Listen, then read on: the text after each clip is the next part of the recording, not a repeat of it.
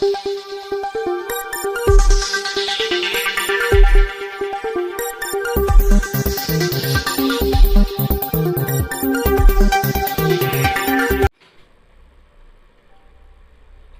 सब यहाँ मौजूद हैं रामनारायण कनौजिया जी के आवास पर। यहाँ इनके प्रत्याशी नीलम भी मौजूद हैं, इनके भाई राम समुद्र और संतोष भी मौजूद हैं। यहाँ एक छोटी सी प्रेस कॉन्फ्रेंस का आयोजन किया गया है। सभी पत्रकार बंधु यहाँ पर मौजूद हैं।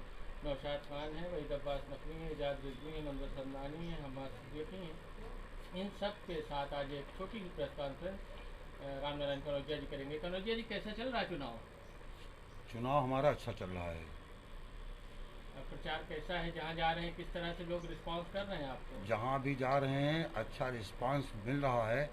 सिर्फ ये हमें करना पड़ रहा है, जनता में जा कर के ये बताना पड़ रहा है कि 15 साल से हमें 15 यानी 3 कार्यकाल से हमें पंजा सिंबल मिलता था। इस बार हमारा पंजा सिंबल कटा हुआ है।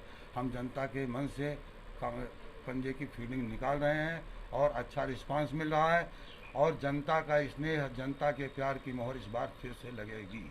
क्या कारण था कि 15 साल से आप लगातार चेयरमैन रह चुके हैं, फिर भी आपको टिकट कांग्रेस ने नहीं दिया? अब इसमें कुछ कहा नहीं जा सकता है।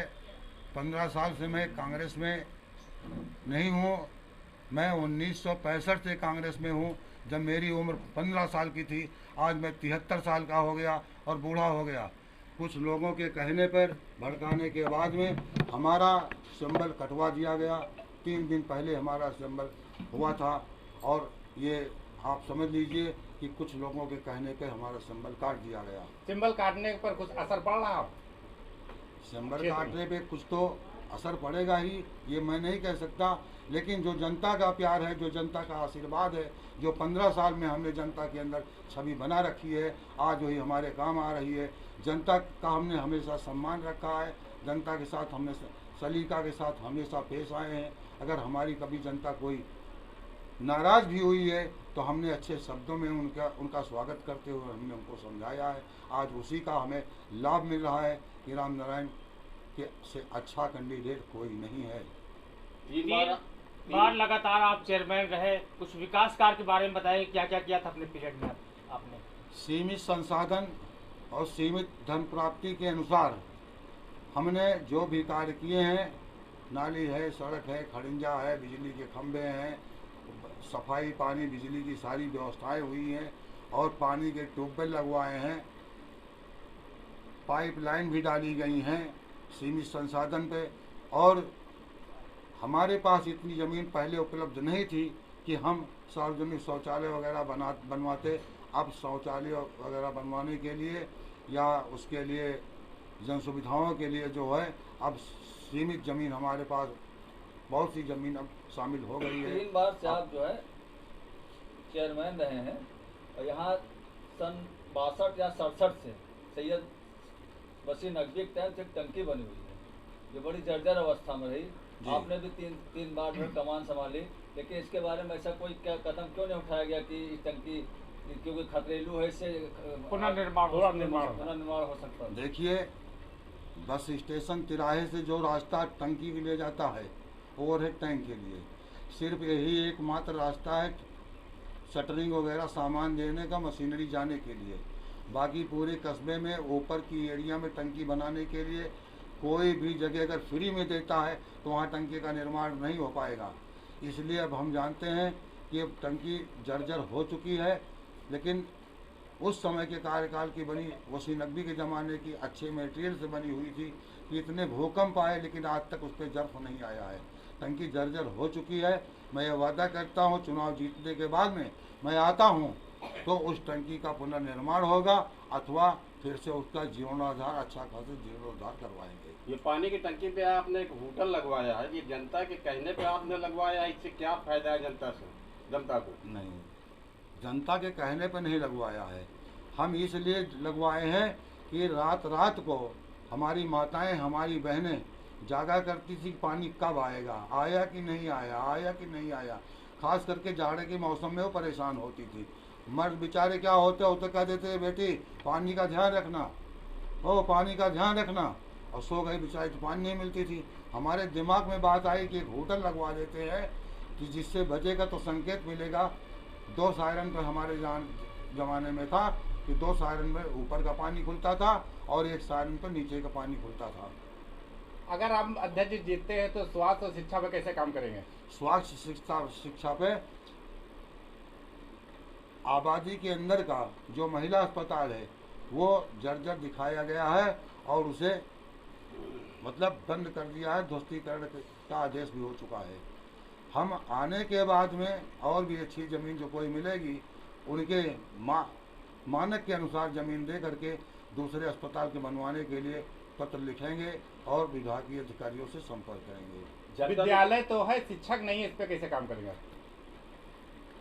अब इसके ऊपर भी विभाग के अधिकारियों को लिखा पढ़ी करेंगे कि शिक्षा की व्यवस्था के लिए अध्यापकों की व्यवस्था की मौजूदा अध्यक्ष ने बताया कि विकास कार्य बहुत हुआ है, इस पे क्या कहना चाहिए? अब विकास कार्य हुआ है क्या है, हमारी बनाई हुई सड़कों पे सड़कें बनाई गई हैं, नालियां भी, नाली के ऊपर नाली बना दी गई, उसी में प्लास्टर किया गया है। जो खंभे, रंगीन खंभे लगाए गए हैं या जो भी लगाए गए हैं, अब इसको आप विकास माने चाहे कस्बे का शो माने या जो भी मानना चाहिए।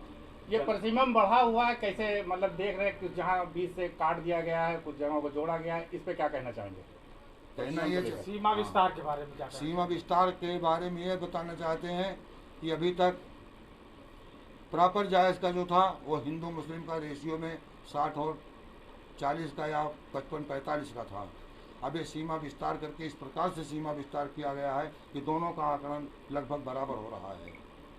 बिल्कुल जायज की जनता से क्या अपील करेंगे आप? जायज़ की जनता से अपील मैं करता हूँ कि जैसे 3 कार्यकाल हमारे बीते हैं, जायज़ का जनता का हमेशा सम्मान बनाए रखा और जनता के मान मर्यादों को कभी ठेस नहीं पहुंचा है।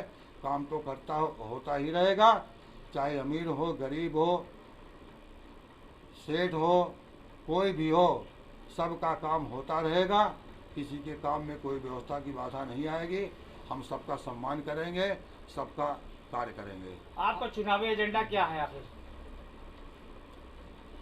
हमारा एजेंडा, अब एजेंडा ये है कि हमने अपने घोषणा पत्र में तो लिख दिया है, बारात घर है, बहुत से हैं, सुलभ शौचालय है, बारात घर है,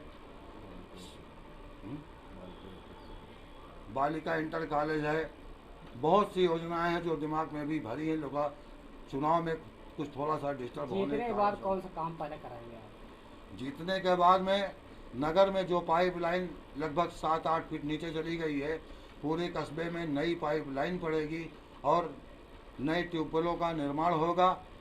जब ये चालू हो जाएगा तो उसके बाद में पुरानी बंद कर दी जाएगी और नई चालू कर दी जाएगी। पहली बार महिला प्रत्याशी जो है महिला अध्यक्ष बनेगी, तो महिलाओं को लेकर कैसे आप काम करेंगे? महिला प्रत्याशी हैं, अभी देखिए राजनीतिक तो ज़्यादा नहीं है, लेकिन जहाँ पे हमारी कोई राजनीतिक कभी रैलियाँ वगैरह हुई, मीटिंग हुई है, हम वहाँ साथ ले जाया करते थे। लेकिन इनको आप जनता को सम्मान करने का सलीका मुझसे ज़्यादा आता है और इसमें कोई शक नहीं है कि वो सम्मान करेंगी, सबका सम्मान बनाए रखेंगी। 2 शब्द आप जनता से अपील कर दें, क्या कहना चाहेंगे? हम अपने ससुर के बताए हुए रास्ते पर चलूंगी, जनता से क्या करना चाहेंगे? जनता का मान सम्मान बना के रखूंगी। जनता से अपील कर दीजिए, आपके पक्ष में मतदान करें, क्या ना क्या? हाँ, जनता से मैं अपील करती हूँ कि हमारा साथ दे, हमें वोट दे, जीप निशान जीप पर मुहर लगाकर हमें भारी मतों से विजयी बनाए। धन्यवाद।